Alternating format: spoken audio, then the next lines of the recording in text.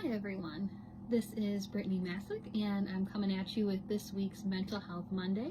I hope you all were able to enjoy the beautiful weather this weekend, and a special shout out to all the moms or mom-like figures who are watching. I hope you had a wonderful day celebrating yesterday.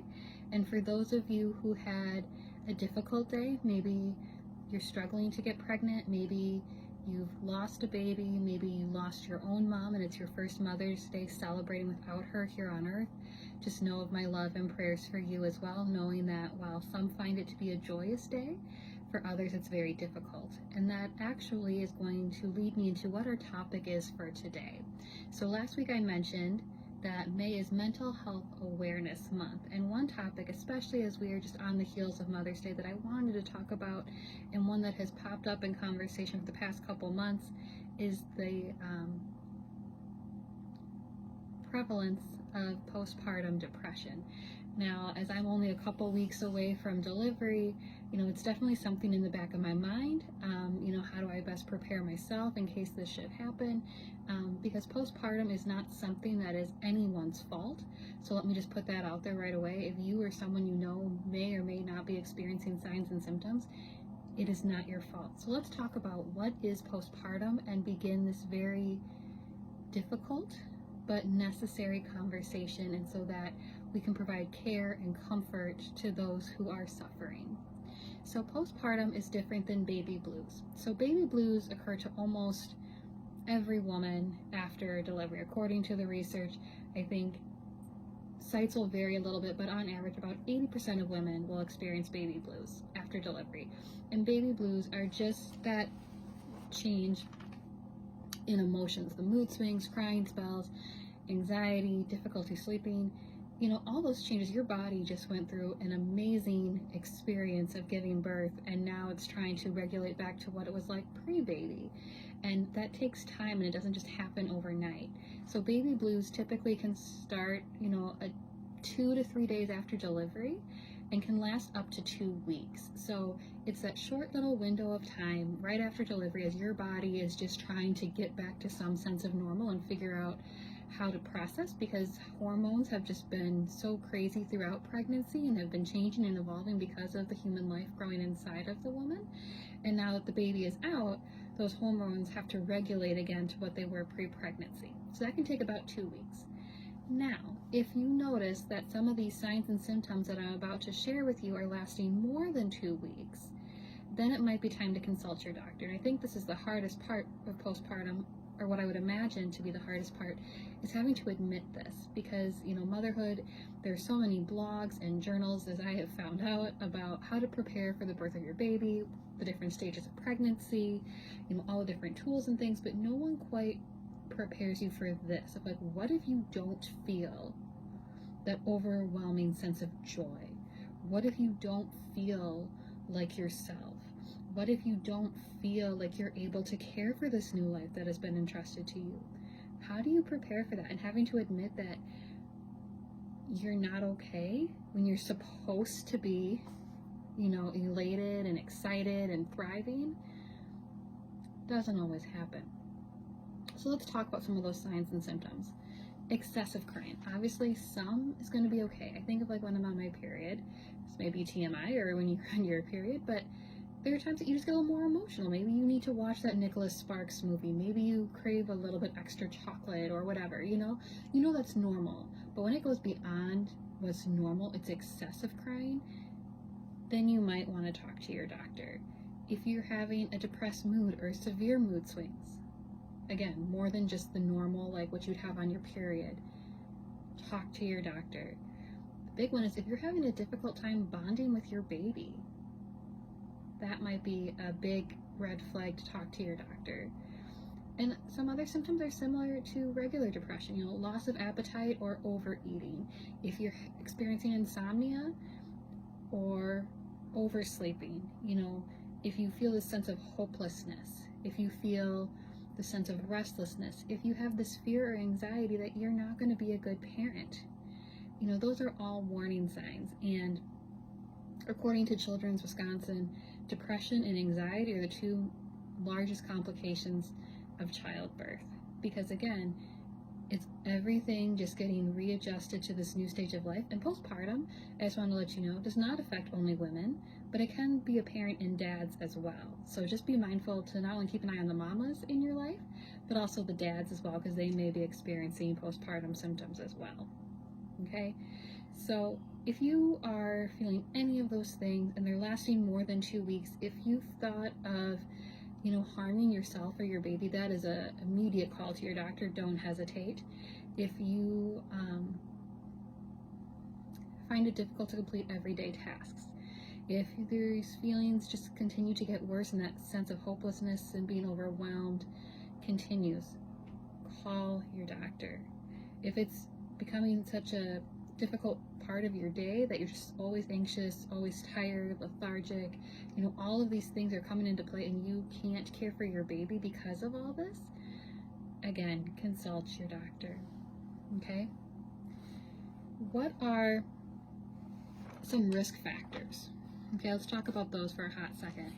How do we know, especially now if you're like me and haven't quite delivered yet and are looking ahead to future, how to best prepare and to plan and to care for yourself?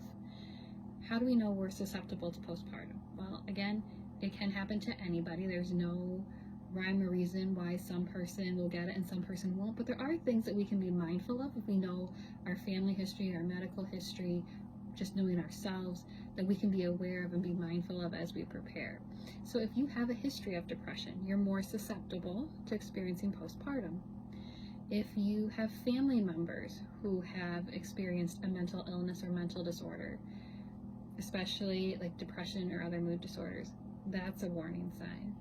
If you have had postpartum after a previous pregnancy, I was doing some research and Reese Witherspoon commented that she experienced it after each of her children. So again, it's not just after the first birth, but it could be after any birth of your children. If you are experiencing financial struggles, the one that caught my eye was if you've had stress within the past year. I don't think COVID has caused anyone delight in the past year. So there's definitely been stress in some way, shape, or form. So being mindful of that. If you've had financial instability, if you had an unplanned pregnancy, if you have a weak support system, if you've had multiple births, twins or triplets or maybe more, you're more susceptible, because again, that's a lot of hormones and a lot of things to adjust to post-baby, or babies in that case. If your child was born with some health complications or it was a difficult pregnancy, that can also make you more susceptible. Okay? All of those are risk factors. That doesn't mean you will get postpartum, but those are just things to be mindful of as you're preparing for this next stage of life. Okay? The good thing is, postpartum is treatable. The sad part is, of the 1 in 10 or 1 in 7, depending which site you look at, who experience postpartum, only 15% of those individuals actually seek help. So for something that's fairly common, there isn't a lot of treatment. There isn't a lot of discussion about it because, again, I think there's a lot of shame and a lot of stigma that surrounds postpartum. I know I would probably struggle admitting that I needed help. But that's one of the best things you can do for yourself and for your family, because it's not just the individual suffering for postpartum, whether it be the mom or the dad, but it affects the significant other. They can be more susceptible, and it can also affect the child. And if it goes untreated, that can lead to longer problems within the child. They could have learning disabilities. They could be more fussy and crying and things because they're not getting that time to bond and that time to connect and that comfort. Okay, so what can you do to treat postpartum? Number one, call your doctor. They have resources and support groups and things like that they can get you in touch with to get you on the road to feeling healthy and happy and whole and like yourself again. There are medications that can be taken. Again, consult with your doctor what is safe for you. Everybody's symptoms and everybody's journey is different, so there isn't a direct path. You have to figure out what is going to be the best solution for you. Okay?